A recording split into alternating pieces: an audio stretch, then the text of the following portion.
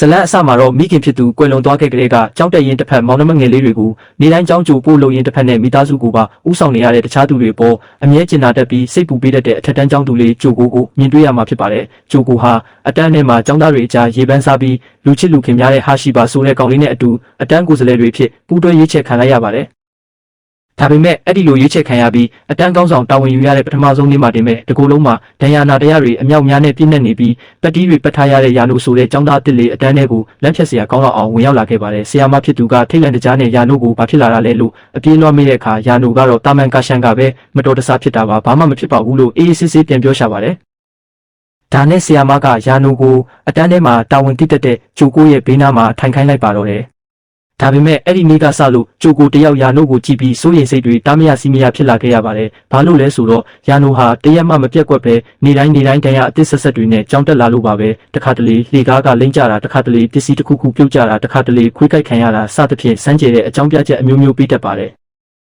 ဂျိုကိုကယာနိုတယောက်ရဲ့နောက်ွယ်ကနေအနိုင်ကျင့်နှိပ်စက်တာကိုခံနေရတာလားဆိုပြီးအပြင်းထန်စိတ်ပူသွားကအမှန်တရားကိုသိနိုင်ဖို့အတွက်ကြောင်းစင်းချိန်မှာယာနိုနောက်ကိုတိတ်တဆိတ်လိုက်ကြည့်ဖို့ဆုံးဖြတ်လိုက်ပါတယ်။ဒါပေမဲ့လိုက်ကြည့်မိတဲ့အခါမှပဲဂျိုကိုအံ့ဩသွားရတာကအဲ့ဒီကောင်လေးဟာဘသူရဲ့အနိုင်ကျင့်မှုကိုမှခံနေရတာမဟုတ်ပဲတကယ်ကိုပဲကန်ဆိုးလို့နဲ့ရှာကောင်လေးဖြစ်နေလို့ပါပဲလမ်းလျှောက်နေရင်မိနစ်ပိုင်းတွင်းမှာတင်ဘာမှမရှိတဲ့နေရာမှာခလုတ်တိုက်တက်နဲ့ခေါင်းနဲ့ဆောက်နောက်ပြီးလမ်းဘေးကရှုံးပွက်ထဲကိုပါပြုတ်ကျသွားတာကိုဂျိုကိုကိုယ်တိုင်မျက်ဝါးထင်မြင်လိုက်ရပါတယ်။အဲ့ဒီလိုတနာစရာကောင်းလောက်အောင်ဖြစ်ပျက်နေတာကိုမြင်တဲ့ဂျိုကိုကကူညီဖို့အတွက်အလောတကြီးသွားမိရာကနေလမ်းကိုတေချာမကြည့်မိပဲအရှိန်နဲ့မောင်းနေလာတဲ့ကားတစ်စီးကိုတတိမထားမိပဲလမ်းဖြတ်ကူးမိသွားပါတယ်။ကားနဲ့အပြင်းထန်မတိုက်မိခင်စက္ကန့်ပိုင်းအလိုမှာတင်ပဲယာနိုကဂျိုကိုကိုသူ့ရဲ့ရင်ခွင်ထဲဆွဲဖက်ပြီးလမ်းဘေးကိုလွှင့်ပစ်ကကယ်တင်လိုက်တဲ့အတွက်ဂျိုကိုရဲ့နှလုံးခုန်တန်းတွေဟာဘုံတီးတန်လိုမြန်ဆန်ပြင်းထန်သွားခဲ့ရပါတယ်။အဲ့ဒီနောက်ယာနိုကသူမကိုဘာလို့နောက်ကလိုက်နေရလဲလို့မေးတဲ့အခါဂျိုကိုကမျက်နှာချင်းမဆိုင်ရဲ့ပဲတောင်းပန်လိုက်ပြီးယာနိုနေတိုင်းတန်ရာတွေနဲ့လာနေလို့စိတ်ပူလို့ဘာဖြစ်တာလဲသိချင်လို့လိုက်ကြည့်မိတာပါလို့ရိုးရိုးသားသားဝန်ခံလိုက်ပါတယ်။အဲ့ဒီစကားကိုကြားတော့ယာနိုကညင်သာစွာပြုံးလိုက်ပြီးဂျိုကိုဟာတကယ်ကိုကျင်နာပြီးစိတ်နှလုံးဖြူစင်တဲ့သူပဲလို့ပြောပါတယ်။နောက်ရက်မှာတော့ယာနိုကြောင်းမလာလို့ဂျိုကိုတနေကုန်စိတ်မအေးဖြစ်နေတော့သူမရဲ့တငယ်ချင်းဖြစ်သူအီဇူမီကဂျိုကိုယာနိုအပေါ်ထူးထူးခြားခြားစိတ်ပူနေတာမို့သဘောကျနေတာလားလို့စနောက်မေးမြန်းပါတယ်။ဂျိုကိုကညင်းဆိုနေစဲမှာပဲအတန်းထဲကိုဆီယာမဝင်လာပြီးယာနိုတယောက်ထရက်ကားတစ်စီးနဲ့မတော်တဆဖြစ်ပြီးဆေးရုံအရေးပေါ်ရောက်နေတယ်လို့ပြောလိုက်တဲ့အခါဂျိုကိုတယောက်စိုးရိမ်စိတ်လွန်ခဲ့ပြီးအတန်းထဲမှာတင်ကမောက်ကမနဲ့မေးလဲသွားပါတော့တယ်။ကျောင်းစင်းတာနဲ့ဂျိုကိုဟာအချိန်မဆိုင်ပဲဆေးရုံကိုအပြေးလွှားသွားရောက်ခဲ့ပါတယ်။ဆေးရုံကရင်ပေါ်မှာယာနိုအသက်ဘေးကလွတ်မြောက်ပြီးဘေးကင်းနေတာကိုမြင်တော့မှပဲတက်ပြင်းချနိုင်ပါတော့တယ်။ယာနိုကသူ့ရဲ့လွယ်အိတ်ကထရက်ကားနဲ့ညှိသွားလို့ရှောင်းတိန်ရင်လဲကျသွားတာပါလို့ရှင်းပြပါတယ်။ဂျိုကိုကယာနိုကိုတနာစိတ်လဲပူမိတာမို့ယာနိုဒဏ်ရာရတိုင်းအမြဲတမ်းဘေးကနေဆေးထည့်ပေးမယ်ဂရုစိုက်ပေးမယ်လို့ကန့်လန့်ခဲ့ပါတယ်။ဒါပေမဲ့ယာနိုကသူကခဏဒဏ်ရာရတတ်တဲ့အပြင်ဂျိုကိုလည်းသူ့ကြောင့်နဲ့အချိန်ကုန်လူပင်ပန်းပြီးဒုက္ခမပေးချင်ဘူးဆိုတဲ့စိတ်နဲ့ကန့်လန့်ချက်ကိုညင်တတာညင်းပယ်ပြီးအခန်းထဲကနေအမြန်ထွက်သွားဖို့လုပ်ပါတယ်။ဂျိုကိုကသွားခွင့်မပြုနိုင်ပဲလှမ်းဆွဲလိုက်တဲ့အခါမတော်တဆယာနိုအင်ဂျီကကျဲသီးသုံးလုံးပြုတ်ထွက်သွားလို့ဂျိုကိုပြတလဲတောင်းပန်လိုက်ရပါတယ်။ဂျိုကိုကကျဲသီးတွေကိုကောက်ပေးရင်းကန်ဆိုမှုတွေကြောင့်ယာနိုမလုံနိုင်ခဲ့တဲ့တာမန်ចောင်းသားဘဝမျိုးဖြစ်တန်းတာအတန်းဖော်တွေနဲ့ကြောင်းစင်းရင်မုံသွားစားတာရုပ်ရှင်ကြည့်တာကာရာအိုကေတချင်းဆိုတာတွေကိုဖြစ်မြောက်အောင်သူမကပဲဘေးကနေအဖော်ပြုပြီးအစွမ်းကုန်ကူညီပေးမယ်လို့စိတ်ပိုင်းဖြတ်ကတိပြုခဲ့ပါတယ်။နောက်တနေ့မနက်မှာတော့ဂျိုကိုကမောင်နှမတွေအတွက်ထမင်းမှုပြင်ရင်ယာနိုအတွက်ပါအထူးတလဲပြင်ပေးဖို့ဆုံးဖြတ်လိုက်ပါတယ်။ဒါပေမဲ့စိတ်လှုပ်ရှားလုံပြီးချက်ပြုတ်နေတော့တဲအိုးကမီးထတောက်လို့ညီမဖြစ်သူနဲ့ဝိုင်းညှိလိုက်ရပြီးစိတ်အေးသွားတဲ့အချိန်မှာသူမရဲ့အရှိစံပင်တွေမီးလောင်ပြီးကောက်သွားတာကိုသတိထားမိပြီးလမ်းဖြတ်သွားပါတယ်။ဒါကြောင့်စပင်ကလစ်လေးနဲ့တေချာဖုံးကွယ်ထားပြီးကျောင်းကိုရောက်လာခဲ့ပါတယ်။ကျောင်းမှာတော့ယာနိုကကြောင်ကုတ်လာတဲ့ဒဏ်ရာအသစ်တွေနဲ့ရောက်လာလို့ဂျိုကိုကပျော်ပျော်ရွှင်ရွှင်နဲ့ဆေးထည့်ပေးပါတယ်ပြီးတော့ကန်တင်းမှာအတူတူထမင်းစားဖို့ခေါ်ပေးမဲ့ယာနိုကသူ့ရဲ့ကန်ဆိုးမှုတွေကြောင့်တခြားသူတွေပါမုံဟင်းခါမကြံဒုက္ခရောက်မှာဆိုလို့ညင်းပြီးထွက်သွားပါတယ်ဒါပေမဲ့ဂျိုကိုကဇွဲမလျှော့ပဲနောက်ကလိုက်ပြီးထမင်းမှုပေးလိုက်တဲ့အချိန်ယာနိုတငယ်ချင်းတွေပါရောက်လာပြီးအားလုံးကြောင်းခေါင်မှုထက်ကအတူတူပျော်ပျော်ပါးစားတောက်ကြပါတယ်ဒီနေရာမှာတော့ဘာအန္တရာယ်မှမရှိနိုင်တော့ဘူးလို့ထင်နေတော့မှတင်ယာနိုတယောက်တမန်ကြားညက်နေပြန်လို့အားလုံးဝိုင်းကူပေးကြရပြန်ပါတယ်တစ်ဖက်မှာလည်းအီဇူမီကသူမရဲ့ငယ်တငယ်ချင်းလည်းဖြစ်ကြောင်းမှာနာမည်ကြီးတဲ့ကောင်လေးလည်းဖြစ်တဲ့ဟာရှိဘာကိုသဘောကျနေတာပါဒါပေမဲ့ဟာရှိဘာကတော့ဂျိုကိုကိုပဲစိတ်ထဲရှိနေတာဖြစ်ပါတယ်ဒါကြောင့်ကာယအချိန်မှာဂျိုကိုကယာနိုကိုတကောက်လိုက်ယူဆိုင်ပေးနေတာဒဏ်ရာတွေကိုယူရဆေးထည့်ပေးနေတာမြင်တော့ဟာရှိဘာတယောက်ရင်ထဲမှာအတော်လေးဝမ်းနဲ့သွားရပါတယ်ဂျိုကိုကယာနိုကိုပွဲပြီးတဲ့အထိကစားနိုင်လို့ချီကျူပြီးနင့်ကိုအနီးကပ်ဂရုစိုက်ပေးနိုင်လို့ဝမ်းသာတယ်လို့ပြောမိရာကနေဝန်ခံစကားလို့ဖြစ်သွားလို့အရှက်သေးသွားပေမဲ့ယာနိုကတော့အချစ်ရေးမှာနှုံလုံးလို့ဘာမှနားမလဲပဲကျေးဇူးတင်ပါတယ်လို့ပဲရိုးရိုးလေးပြန်ပြောရှာပါတယ်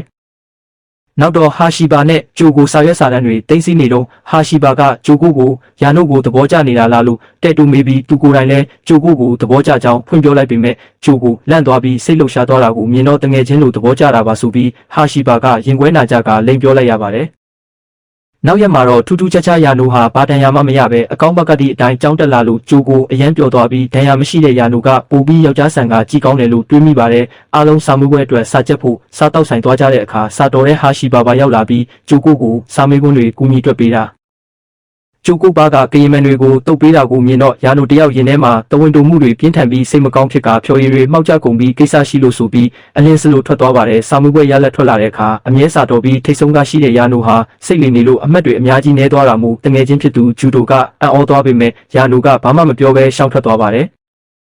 ဂျိုကိုကယာနိုနောက်လိုက်ပြီးကာရာအိုကေသွားဖို့ခေါ်ပေမဲ့ယာနိုကမျက်နှာလွှဲပြီးညှင်းပယ်ထွက်သွားတဲ့အတွက်ဂျိုကိုဇဝေဇဝါနဲ့ရင်ခွဲမတက်ခံစားရပါတယ်ဂျိုကိုကသူမရဲ့တငယ်ချင်းတွေကိုယာနိုတယောက်အရင်လိုမဆက်ဆံတော့ပဲမျက်နှာချင်းတောင်မဆိုင်တော့လို့သူမသဘောကျနေတာကိုသိသွားပြီးနေရခက်လို့ရှောင်နေတာဖြစ်ရမယ်ဆိုကငိုယိုရင်ဖွင့်တဲ့အခါအီဇူမီကဖက်ကအားပေးခဲ့ပါတယ်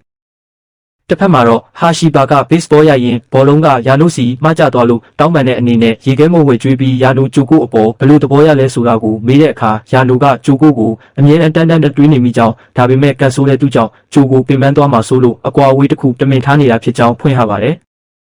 အဲ့ဒီအချိန်မှာယာနိုချမ်းလာလို့ဟာရှီဘာကအေးတော်ဝယ်ပြီးတော့ယာနိုကဟာရှီဘာရဲ့လွယ်အိတ်ထဲကပြုတ်ကျလာတဲ့အခြေဝတ္ထုထဲမှာဇလိုက်မင်းသမီးကသူ့သဘောကျတဲ့သူအကြောင်းတွေးပြီးအိတ်မပြောတာအတန်းထဲမှာအာယုံမရတာတွေကအခုသူဂျိုကိုအပေါ်ခံစားနေရတဲ့ခံစားချက်တွေနဲ့တထည်ရတဲ့တူညီနေတာကိုတွေးလိုက်ရပြီးမှသူဂျိုကိုတကယ်ချစ်နေမိပြီဆိုတာကိုယာနိုတယောက်သဘောပေါက်သွားပါတော့တယ်နောက်ရက်မှာယာနိုဟာတကိုင်းနဲ့တိုက်မိလာလို့ခေါင်းမှာတရွက်တွေအပြည့်နဲ့ရောက်လာပြီးဂျိုကိုကတရွက်တွေဖယ်ပေးရင်းယာနိုနေရာခတ်မှာဆိုလို့လန့်ပြီးရက်လိုက်ပါတယ်အတန်းစတော့ယာနိုကစာအုပ်မိကြံခဲ့လို့ဂျိုကိုနဲ့အတူကြည့်ကြရင်နှစ်ယောက်သားအရန်နီးကပ်နေလို့ရင်တုံပန်းတုံဖြစ်နေကြတော့ဂျိုကိုလက်မောင်းနဲ့ယာနိုညှိမိပြီးဂျိုကိုကလန့်ပြီးလက်ကိုဆွဲလိုက်တဲ့အချိန်ယာနိုကစာမျက်နှာနဲ့လက်ကိုရှက်မိသွားပါတယ်ဂျိုကိုကယာနိုအင်ဂျီကိုဆွဲပြီးပတိလေးတေချာစီးပေးလိုက်တဲ့အခါယာနိုတယောက်စိတ်ကိုမထိန်နိုင်တော့ပဲအတန်းထဲမှာတင်ငါနင့်ကိုသဘောကျတယ်လို့အော်ပြီးဝန်ခံလိုက်တဲ့အတွက်ဂျိုကိုလန့်ပြီးမတက်ရက်မိသွားပါတယ်။ကြောင်းစင်းတာနဲ့ဂျိုကိုကယာနိုကိုခေါင်းမိုးထက်ခေါ်သွားပြီးတေချာပြန်မေးရယာနိုကတငယ်ချင်းလို့မဟုတ်ပဲတကယ်ချစ်တာဖြစ်ကြောင်းဂျိုကိုနားမှာရှိရင်ပျော်ပြီးအမြဲတမ်းတွေးနေမိလို့စာတောင်အာယုံမရပဲဝတ္ထုတွေကလို့ဖြစ်နေတာမို့ဝန်ခံမိတာပါလို့ရှင်းပြတဲ့အခါ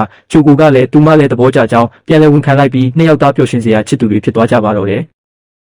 ဂျိုကိုကတငယ်ချင်းတွေအကူအညီနဲ့အဝတ်စားတွေရွေးချယ်ပြီးပထမဆုံးချင်းတွေ့တဲ့နေ့မှာလေပြင်းတိုက်လို့စပင်တွေရှုပ်ပွက်ပျက်စီးသွားပေမဲ့ယာနိုကတော့သူမကိုကဘာမှာအလှဆုံးပဲလို့ချီကျူပြီးရုပ်ရှင်ရုံသွားတဲ့အခါယာနိုချော်လဲလို့ရှက်နေတာကြောင့်ဂျိုကိုကနှစ်ယောက်သားပြန်လည်နားလည်အောင်အတွဲထိုင်ရာကြီးအတူတူရေးကိုအကြံပြုပါတယ်ရက်အနေငယ်ကြတော့ကာရာအိုကေအတူသွားကြရင်ကျောင်းမှာလည်းအချိန်တူတူဖြတ်တန်းကြတာကိုကြည့်ပြီးဟာရှီပါတယောက်ရင်ခွဲမတက်ဝမ်းနေရပါတယ်နွေရာသီကျောင်းပိတ်ရက်မတိုင်ခင်ဂျိုကိုကယာနိုကိုဒိုင်ယာရီစာအုပ်ပေးရင်အထက်မှာယာနိုပါလို့မျက်လုံးတစ်ဖက်ကိုအမြဲမျက်စိပတီဖုံးထားတာလဲဆိုတဲ့လှုပ်ဝက်မေးခွန်းတစ်ခုခြံထားခဲ့တယ်လို့ပြောလို့ယာနိုတယောက်အတိတ်ကစိတ်တန်ရာကြောင့်စိုးရိမ်စိတ်တွေတားမရအောင်ဝင်သွားရပါတယ်နောက်ရက်မှာတငယ်ချင်းတွေပွဲတော်သွားကြတဲ့အခါယာနိုကဂျိုကိုဂျပန်ရိုးရာယုတ်ကတဝစ်စုံနဲ့နတ်သမီးလေးလိုလှတယ်လို့ချီကျူပြီးပွဲတော်မှာပျော်ပါနေရင်ဂျိုကိုကငငယ်ကအရန်လိုချင်ခဲ့တဲ့တနက်ပြစ်လက်စွပ်ဆိုင်လေးကိုပြပါတယ်ခဏနေတော့ယာနိုပျောက်သွားလို့ဂျိုကိုပြရခတ်သွားရပါတယ်ဘာလို့လဲဆိုတော့ဂျိုကိုအမေဟာငငယ်ကပွဲတော်တစ်ခုမှာလူစုကွဲပြီးကားတိုက်ခံရကဆုံးပါသွားခဲ့လို့လူပြောက်ရင်ထိတ်လန့်တတ်တဲ့စိတ်တန်ရာရှိနေလို့ပါယာနိုပြန်ရောက်လာပြီးဂျိုကိုရင်ခွင်ထဲထည့်ကစိတ်သက်သာရအောင်လုပ်ပေးပြီးနောက်ဂျိုကိုလက်ကိုဆွဲပြီးစောစောကဂျိုကိုလိုချင်တဲ့လက်စွပ်လေးကိုဆွပေးလိုက်ပါတယ်လက်စွပ်ရအောင်ပြရတာခက်ခဲလို့ကြာသွားတာဖြစ်ကြောင်းတောင်းပန်တဲ့အခါဂျိုကိုအတိုင်းမသိဝမ်းသာသွားပါတယ်အားလုံးလူစုခွဲခါနီးဂျိုကိုလက်ဆွဲလေးကိုယာနိုမြင်သွားပြီးဂျိုကိုကဒါဟာအမေပေးခဲ့တဲ့တခုလေးသောအဆောင်လက်ဆွဲလေးဖြစ်ကြောင်းပြောပြနေတော့မင်းကလေးတယောက်ရောက်လာပြီးယာနိုကိုအခုထိမျက်စိပတ်တီးစီးထားတော့မဲလားလို့မေးတဲ့အတွက်ယာနိုလန့်ဖြတ်ပြီးဂျိုကိုထားခဲ့ကချက်ချင်းထွက်ပြေးသွားပါတယ်နောက်ရက်ကြောင်းဖွင့်တော့အဲ့ဒီမင်းကလေးကအတန်းတစ်ပြောင်းလာပြီးသူမနာမဲကအိုကာမိုတိုဖြစ်ကယာနိုရဲ့မူလာလန်းကျောင်းနေဖက်ပါသူမကယာနိုကိုစကားလာပြောပေမဲ့ယာနိုကသူ့ကိုပတ်သက်မှုမလုပ်ဖို့ပြောပြီးအိုကာမိုတိုကနေအခုထိချိန်စာအကြောင်းစိတ်ပူနေတော့မဲလားလို့မေးတာကိုဂျိုကိုကြားသွားပါတယ်နောက်တော့ယာနိုကဂျိုကိုငငယ်ကမတော်တဆမှုကြောင့်သူ့ရဲ့ညာဘက်မျက်လုံးဟာဘယ်ဘက်နဲ့မတူပဲထူးဆန်းနေလို့ရှက်ပြီးဖုံးထားတာဖြစ်ကြောင်းတရက်မှာအိုကာမိုတိုကအဲ့ဒီမျက်လုံးကိုမြင်သွားပြီးမကြခင်မှာပဲသူမထိခိုက်ဒဏ်ရာရခဲ့လို့ယာနိုမျက်လုံးကိုမြင်ရင်ကန်ဆိုးတက်တယ်ဆိုတဲ့ချိန်စာကောလာဟာလာထွက်ခဲ့ပြီးလူတွေရဲ့ဝိုင်းပယ်ခြင်းခံခဲ့ရတာဖြစ်ကြောင်းရှင်းပြပါတယ် ပြောရင်းနဲ့ယာနိုတကိုင်းတွေနဲ့ညှိပြီးလဲကျတဲ့အခါဂျိုကိုကကူညီရင်းယာနိုမျက်စိပတိပြုတ်ထွက်သွားပြီးယာနိုမျက်နှာအမှန်ကိုမြင်လိုက်ရတဲ့ဂျိုကိုဟာယာနိုအရန်နဲ့သားလေးလိုချောလုံးလို့ရင်ခုန်သွားပေမဲ့ယာနိုကတော့ရှက်ရွံ့စွာနဲ့မျက်နှာကိုအမြန်ဖုံးပြီးထွက်ပြေးသွားပါတယ်။နောက်ရက်မှာဂျိုကိုတယောက်ယာနိုရဲ့ချုံမောတဲ့မျက်နှာကိုပဲစိတ်ကူးရင်တွေးနေမိရင်လမ်းပြင်နေတဲ့ကျင်းကြီးကိုမမြင်မဲပြုတ်ကျသွားကလက်ချောင်းအယိုးအပ်ပြီးဆေးရုံရောက်သွားပါတယ်။ယာနိုကဆေးရုံကိုရောက်လာပြီးသူ့ရဲ့ကတ်ဆိုးမှုတွေကြောင့်ဂျိုကိုပါတွေ့ထွက်တန်ယူဖြစ်ရတယ်ဆိုပြီးအပြစ်မကင်းစိတ်နဲ့ငိုကြွေးကထွက်သွားပါတယ်။နောက်ရက်ဂျိုကိုကယာနိုကိုဒါဟာကျင်းစာကြောင့်မဟုတ်ပဲသူမအာယုံမဆိုင်လို့ဖြစ်တာလို့နှစ်သိမ့်ပေမဲ့ယာနိုကတော့အတိတ်ကအိုကာမိုတိုဒဏ်ရာရတော့ကအားလုံးကသူ့ကိုမိတ်ဆာလို့အပြစ်တင်ခဲ့တာကိုမမေ့နိုင်ပဲနင်ကနားမရှိရင်ထပ်ပြီးအသက်အန္တရာယ်ဖြစ်လိမ့်မယ်အဲ့ဒါကိုငါမကြည့်ရဘူးငါကြောင့်နဲ့ဘသူကိုမှမထိခိုက်စေချင်တော့ဘူးလို့ပြောပြီးမျက်ရည်တွေနဲ့လမ်းခွဲဖို့စကားဆိုပါတယ်။ယာနိုထွက်သွားရင်လဲကျလို့ဂျိုကိုကကူညီဖို့လုပ်ပေမဲ့ယာနိုကသူ့အနားမလာဖို့တားမြစ်ခဲ့လို့ဂျိုကိုဝမ်းနေပြီးမြေပြင်ပေါ်မှာငိုကြွေးနေတာကိုမြင်တဲ့ဟာရှိဘာကကူညီပြီးနှစ်သိမ့်ပေးပါတယ်။ဂျိုကိုကဟာရှိဘာကိုယာနိုဟာသူမရဲ့ပထမဆုံးအသက်ထက်ချစ်ရတဲ့သူဖြစ်ကြောင်းဒါပေမဲ့သူမဘဝမှာအရေးကြီးတဲ့အမေလိုလူတွေဟာအမြဲတမ်းစောစောစီးစီးဆုံးခွာသွားတဲ့ကြောင်းငိုပြီးပြောတဲ့အခါဟာရှိဘာကစိတ်မထိန်နိုင်ပဲငါကတော့နင့်ကိုဘယ်တော့မှပြစ်မသွားဘူးငါနင့်ကိုတကယ်တတ်ထက်သဘောကျတယ်လို့ထပ်မံဝန်ခံလိုက်ပေမဲ့ဂျိုကိုကစိတ်မကောင်းစွာနဲ့တောင်းပန်ပြီးအမြန်ထွက်ပြေးသွားခဲ့ပါတယ်။နောက်ရက်ကျောင်းသားခရီးစဉ်သွားကြတဲ့အခါဟာရှိဘာနဲ့ဂျိုကိုတို့အတူရှိနေပေမဲ့နေရခက်နေတာကိုအီဇူမီကသတိထားမိပြီးဟာရှိဘာကိုခေါ်ထုတ်သွားကအပေးစကားပြောပါတယ်။တစ်ဖက်မှာလည်းယာနိုအပြင်းထန်ဖျားနာနေတာကိုဂျိုကိုရှိမှစိတ်မပူစေချင်လို့အကောင်အတိုင်းဟန်ဆောင်နေရင်နောက်ဆုံးမေးလဲသွားလို့အခန်းထဲမှာနားနေရစဉ်အိုကာမိုတိုကဂျိုကိုစီလာရောက်စကားပြောပြီးအတိတ်ကယာနိုမှာဘာကျင်းစားမှမရှိပဲသူမကူညီရာကနေဒဏ်ရာရခဲ့တာဖြစ်ကြောင်းသူမပြန်လာမှအတိတ်ကကိစ္စတွေကြောင့်သူတို့နှစ်ယောက်အဆင်မပြေဖြစ်ရလို့တောင်းပန်ကြောင်းဖွင့်ပြောခဲ့လို့ဂျိုကိုကအမှန်တရားကိုပြောပြလို့ကျေးဇူးတင်လိုက်ပါတယ်။နောက်ရက်တောင်တက်ခီးစဉ်မှာမိုးတဲထန်စွာရွာသွန်းလို့အားလုံးဟိုတယ်ကိုပြန်လှည့်လာကြပေမဲ့ဂျိုကိုကတော့လမ်းမှာအဖိုးကိုတယောက်ရဲ့မျက်မှန်ကိုကူရှာပေးရင်းသူမရဲ့အမေပေးခဲ့တဲ့အသက်တမျှတန်ဖိုးရှိတဲ့အဆောင်လဲဆွဲလေးပျောက်ဆုံးသွားတာကိုတတိပြုမိပြီးတောထဲမှာတယောက်တည်းပြန်ရှာနေခဲ့ပါတယ်လဲဆွဲကိုပြန်တွေ့လိုက်ရပေမဲ့ဂျိုကိုခြေချော်ပြီးနှက်ဆိုင်နဲ့ရှိုးရဲပြုတ်ကျသွားကခြေချင်းဝတ်လဲသွားပြီးမလှုပ်ရှားနိုင်တော့ပါဘူးဟိုတယ်မှာတော့ယာနိုအဖျားတက်တာလာပြီးဂျိုကိုမပြန်လာသေးလို့စိတ်ပူနေတော့ဟာရှိဘာကယာနိုစီရောက်လာပါတယ်သူဂျိုကိုကိုဝန်ခံခဲ့ပေမဲ့အပြတ်တက်ညင်းပယ်ခံရကြောင်းဂျိုကိုနှလုံးသားထဲမှာယာနိုတယောက်တည်းရှိတာမို့လက်မလွတ်တင်ကြောင်း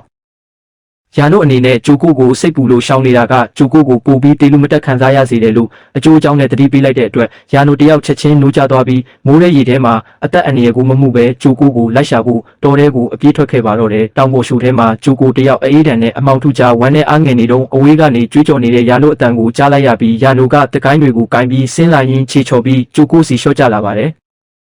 နှစ်ယောက်သားတန်ရာပြင်းထန်မရပဲစုံတွေ့သွားတဲ့အခါဝမ်းသာအားရငိုယိုပြီးဖတ်ထားကြပြီးယာနိုကဂျိုကိုစိတ်ကိုနာကျင်စေခဲ့မိလို့တောင်းပန်ကသူဒုက္ခမပေးမိအောင်အစွမ်းကုန်ကြိုးစားမှဖြစ်လို့ဆက်တွဲပေးဖို့တောင်းဆိုရာဂျိုကိုကဖက်လဲတကင်းနဲ့လက်ခံလိုက်ပြီးတငယ်ချင်းတွေရဲ့ရှာဖွေကယ်ဆယ်မှုနဲ့ပြန်လည်လွတ်မြောက်လာခဲ့ပါတယ်ဂျိုကိုခြေထောက်ဆေးကူပြီးနောက်ဟိုတယ်ခန်းထဲမှာယာနိုရဲ့ဒဏ်ရာတွေကိုဆေးထည့်ပေးနေတော့ဆရာကအခန်းတကာရုတ်တရက်လာခောက်လို့နှစ်ယောက်သားចောင်းစီကံအရာလမ်းဖြတ်ပြီးကတင်ပေါ်ကဆောင်ကြီးတဲ့အတူတူတိုးဝေဝင်ပုံလိုက်ကြပါတယ်ဆရာကစစ်ဆေးပြီးထွက်သွားလို့ဆောင်ပြင်ထွက်တဲ့အခါနှစ်ယောက်သားကတင်တစ်ခုလေးပုံမှာအသက်ရှူတန်ခြင်းထိစက်မတက်အနီးကပ်ရှိနေလို့အချစ်စိတ်တွေနှိုးကြွပြီးရှက်သွားကြပါတယ်အဲ့ဒီအချိန်မှာယာနိုကစောစောကဆောင်ထဲမှာဂျိုကိုနှကန်းကသူ့မျက်လုံးနဲ့ထိမိတယ်လို့ပဲလို့စနောက်တဲ့အခါဂျိုကိုကရှက်ကိုရှက်ကန်းနဲ့မျက်လုံးမဟုတ်ဘူးနှကန်းချင်းတဲ့ကြီးထိမိတာလို့ပြောလိုက်တဲ့အတွက်သူတို့နှစ်ယောက်လုံးရဲ့မမျှော်လင့်ပဲရရှိသွားတဲ့ပထမဆုံးအနမ်းဖြစ်သွားခဲ့တာကိုသိလိုက်ရပါတယ်။နောက်ရက်ကျောင်းပြန်ရောက်တော့တငယ်ချင်းတွေဖဲကစားကြရင်အားလုံးအရင်လိုပြောစရာကောင်းအောင်ပြန်လဲရင်းနှီးသွားကြပေမဲ့ယာနိုနဲ့ဂျိုကိုကတော့အဲ့ဒီညကအနမ်းကျောင်းပဲတွေးပြီးရင်ခုန်တန်တွေတရိမ့်ဖြစ်နေကြတာပါ။ကျောင်းဆင်းလို့နှစ်ယောက်တည်းတီးတက်ရှိချိန်မှာဂျိုကိုကစောစောကအနမ်းကမြန်လွန်းလို့ငါတေချာမမှတ်မိတော့ဘူး။တနေ့ကျရင်တေချာအကောင်းဆုံးရိုမန်တစ်ဆန်နမ်းကျင်တယ်လို့ရဲရဲဝံဝံပြောလိုက်တဲ့အခါယာနိုကအချစ်တွေပြည့်နေနေတဲ့ရှက်ပြုံးလေးနဲ့အဲ့ဒီလောက်အထိကြာကြီးစောင့်စရာမလိုပါဘူးလို့ပြောပြီးသူ့ရဲ့မျက်စိပတိကိုချွတ်ချလိုက်ကဂျိုကိုရဲ့ခါးလေးကိုဆွဲဖက်ပြီးနှုတ်ခမ်းချင်းထပ်တူကြအောင်တေချာချုံမြင်အေးမြစွာနမ်းရှိုက်လိုက်ပါတော့တယ်ကဲတငယ်ချင်းတို့ရေကန်ဆိုးလုံးနဲ့ကောင်လေးနဲ့ကျင်နာတက်တဲ့ကောင်မလေးတို့ရဲ့ကံကြမ္မာကိုကြော်ဖြတ်နိုင်ခဲ့တဲ့လှပတဲ့ရင်ခုန်စရာဇလန်းလေးကတော့ဒီမှာတင်ပြီးဆုံးသွားခဲ့ပါပြီဗီဒီယိုလေးကိုသဘောကျတယ်ဆိုရင် like, subscribe နဲ့ခေါင်းလောင်းလေးကိုနှိပ်ထားဖို့မမေ့ပါနဲ့ဦးနော်နောက်ဗီဒီယိုမှာပုံမကောင်းမွန်တဲ့ဇာတ်လမ်းတွေနဲ့ပြန်လည်ဆုံတွေ့ကြပါမယ်အဆုံးထိကြည့်ရှုပေးခဲ့ကြလို့အားလုံးကိုအထူးပင်ကျေးဇူးတင်ပါတယ်